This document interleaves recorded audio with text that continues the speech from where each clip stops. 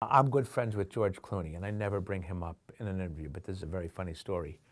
Um, and when he split with his wife, he came and he lived with me for a few months.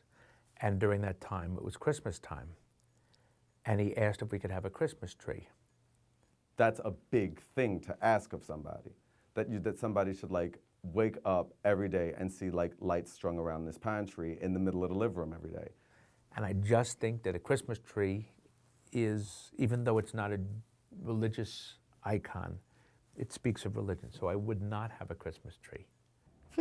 I mean, you know, not many people say no to George Clooney. And he kept asking, can I have a Christmas tree? And I said, George, you can put up lights. You can put a wreath on the front door. I can't have a Christmas tree in my house. I just can't.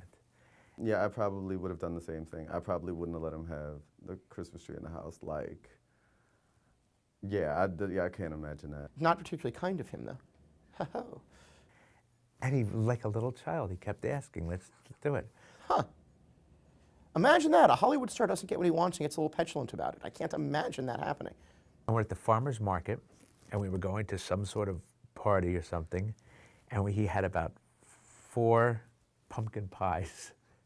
And there's the farmer's market in LA on the corner of 3rd and Fairfax. And so he had about 4 pumpkin pies. We had bought some pies, and across the street was an empty lot that after Thanksgiving would sell Christmas trees. And it was filled, and he said, can I have a Christmas tree? And I just said, I just can't do it, like that. And like a little kid, he took the pumpkin pies in the parking lot and he threw them at me.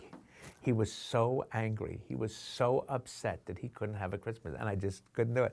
And he literally took these pumpkin pies and threw them at me, like a child. He was like a child.